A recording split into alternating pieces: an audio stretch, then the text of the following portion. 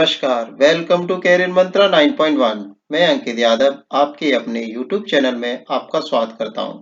Thumbnail देखकर आप समझ चुके होंगे कि आज हम रेलवे ग्रुप डी वालों के लिए साइंस में बायोलॉजी के क्वेश्चन का पावर कैप्सूल लेकर के आए हैं।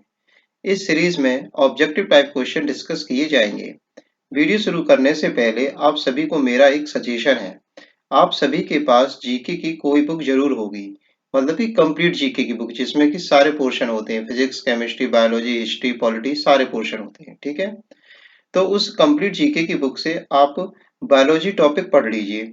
इस काम को करने में आपको 2 से 3 दिन लगेंगे।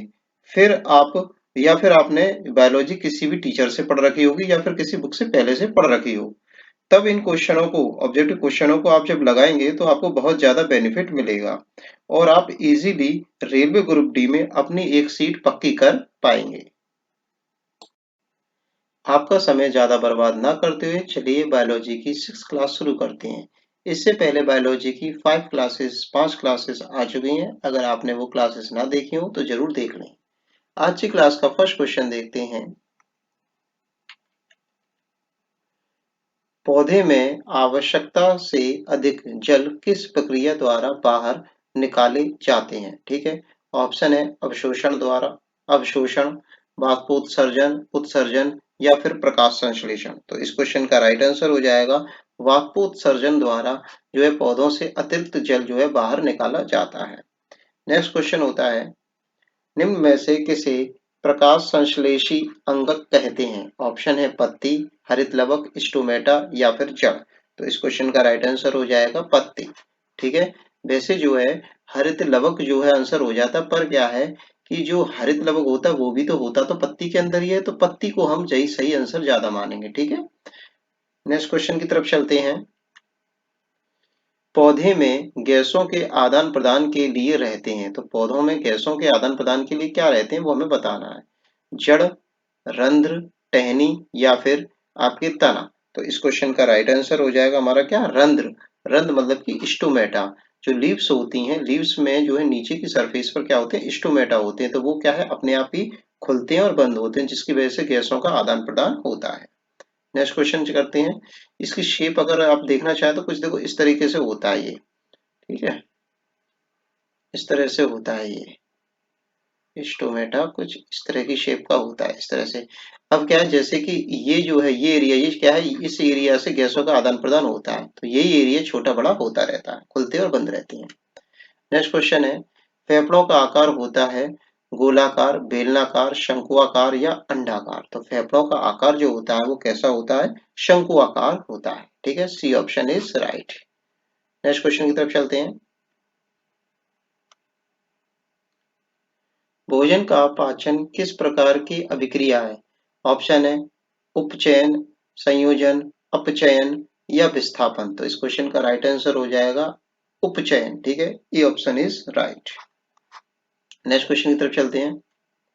हार्मोन शब्द का नामांकन किसने किया? ऑप्शन है रॉबर्ट ने, अरस्तु ने, बेलिस एवं स्टारलिंग ने, ब्राउन, पोर्टर ने। तो इस क्वेश्चन का राइट आंसर हो जाएगा C option is right. Bayliss एवं स्टारलिंग ने जो है हमारे हार्मोन शब्द का नामांकन किया था।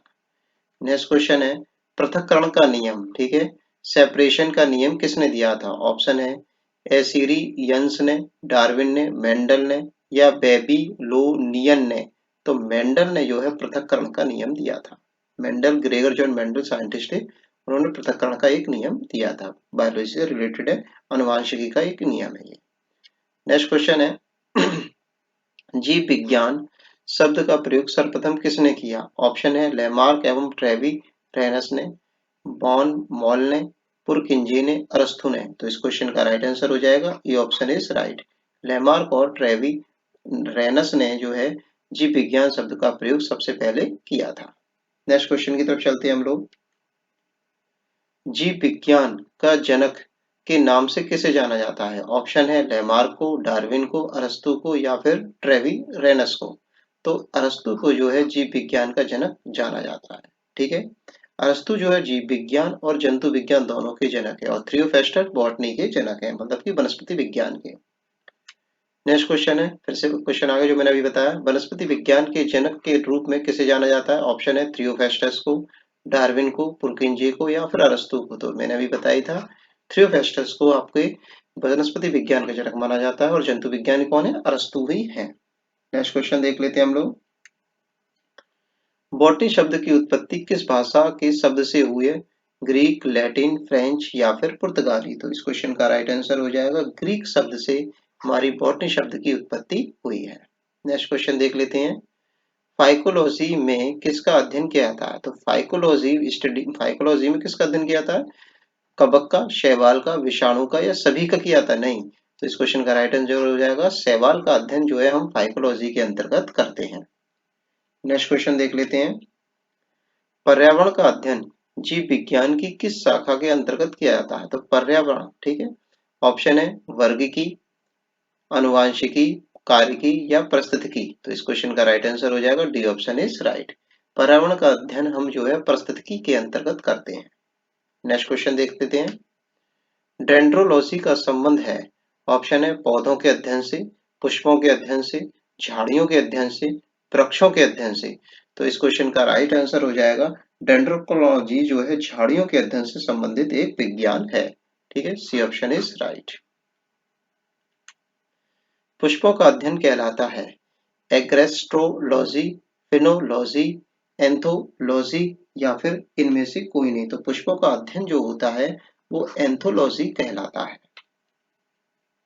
वनस्पति संवर्धन के संबंध में वनस्पति संवर्धन के से संबंधित विज्ञान की शाखा को कहते हैं? ऑप्शन है ओलेरी कल्चर, हॉर्टिकल्चर, एग्रीकल्चर, फ्लोरिकल्चर? तो इस क्वेश्चन का राइट आंसर हो जाएगा हमारा हॉर्टिकल्चर।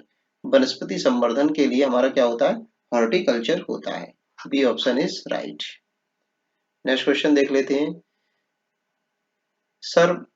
स्पर्मेटोलॉजी में किस का अध्ययन किया जाता है? ऑप्शन है परागकण का, बीज का, फल का, पत्ती का? तो इस क्वेश्चन का राइट आंसर हो जाएगा हमारा बीज का अध्ययन इसके अंतर्गत करते हैं। एग्रेस्टोलॉजी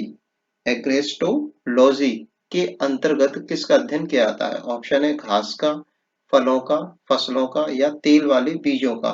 तो इस क्वेश्चन का राइट आंसर हो जाएगा घास का अध्ययन हम एग्रोएस्ट्रोलॉजी के अंतर्गत करते हैं। नेक्स्ट क्वेश्चन देख लेते हैं। पीडोलॉजी किसका अध्ययन किया जाता है? भूमि का, फलों का, चट्टानों का या फिर पौधों का?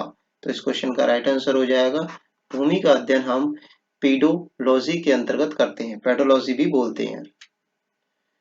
पौधों को नाम देने वाले विज्ञान कहलाता है? तो पौधों को नाम देने वाला विज्ञान क्या कहलाता है? ऑप्शन है नामांकन, वर्गीकी, पहचान या वर्गीकरण? तो इस क्वेश्चन का राइट आंसर हो जाएगा वर्गीकी, टैक्सोनॉमी। ठीक है, वर्गीकी जो है पौधों को नामकरण देने वाला विज्ञान कहलाता है। निम्नलिखित में से किसे वर्गीकी का पितामह कहा जाता है? ऑप्शन है एंगलर, लीनियस, अरस्तु या फिर लेमार्क? तो इस क्वेश्चन का राइट आंसर हो जाएगा कैरोलस लीनियस। तो लीनियस ने जो है वर्गीकी दी थी, टैक्सोनॉमी दी थी। द्विपद नाम पद्धति जो है किसने दी थी? कैरोलस लीनियस ने दी थी। इसमें क्या होता है, दो नामों में किसी भी जंतु या फिर प्राणी का नाम बटा रहता है। ठीक है, जंतु, प्राणी, पेड़ पौधे सबका। जैसे कि हमारा आम क्या है? Mangifera indica. इसका बॉटनिकल नेम क्या है? Mangifera indica. मनुष्य का बॉटनिकल नेम क्या है? Homo sapiens. तो क्या है, दो नाम बटे हैं, मेंजीफेरा और इंडिका। तो एक तो नाम होता है जीनस का और एक होता है स्पीसीज का। ठीक है, नेक्स्ट क्वेश्चन की तरफ चलते हैं। सूक्ष्म जीव मिलते हैं रेतीली मिट्टी में, लवण युक्त पानी में, दलदली भूमि में, इन सभी में? मतलब सूक्ष्म जीव जो इन सभी में मिलते हैं? हाँ, इन सभी में ही मिलती हैं। D option is right. विषाणु वृद्धि करता है जीवित कोशिका में, चीनी के विलयन में, मृत शरीर में, पानी में? तो विषाणु जो है जीवित कोशिका के अंदर जाके ही वृद्धि करता है, उसके बाद वैसे अगर वो बाहर रहेगा वो मरे हुए के समान है। इसीलिए विषाणु को जीवित और मृत के बीच की कड़ी भी बोला जाता है। मतलब क्या है, अगर वो बाहर रहेगा बॉडी से, मतलब जो जानदार चीज है उसके अंदर नहीं जाएगा तब तक वो वर्क नहीं करेगा, वो वृद्धि नहीं करेगा। तो इसलिए जीवित और मृत के बीच की कड़ी होती है। साबूदाना किससे बनाया जाता है? ऑप्शन है पाइनस से, सेड्रस से, जूनिपेरस से या फिर साइकस से? तो साबूदाना जो हमारा बनाया जाता है वो किससे बनाया जाता है? साइकस से बनाया जाता है। और आज की क्लास का लास्ट क्वेश्चन है, फलों का अध्ययन कहलाता है फिनोलॉजी, पोमोलॉजी, एग्रेस्टोलॉजी या फिर एंथोलॉजी। तो इस क्वेश्चन का राइट आंसर हो जाएगा पोमोलॉजी। फलों का अध्ययन जो है पोमोलॉजी के अंतर्गत किया जाता है। फिर से वही बात, प्लीज चैनल को सब्सक्राइब करें, लाइक करें और अपने पढ़ने वाले फ्रेंड्सों को शेयर करें। ठीक है, कम से कम एक फ्रेंड को जरूर शेयर करें। अगर आप एक वीडियो देखते तो कम से कम एक फ्रेंड को शेयर कर दीजिए, दूसरी वीडियो देखते तो दूसरे फ्रेंड को शेयर कर दीजिए, तीसरी देखो तीसरे को। बस केवल आपको एक बार में एक ही को शेयर करना है। ठीक है, कम से कम एक को तो करिए। ठीक है, thanks for watching video, take care, bye bye, धन्यवाद।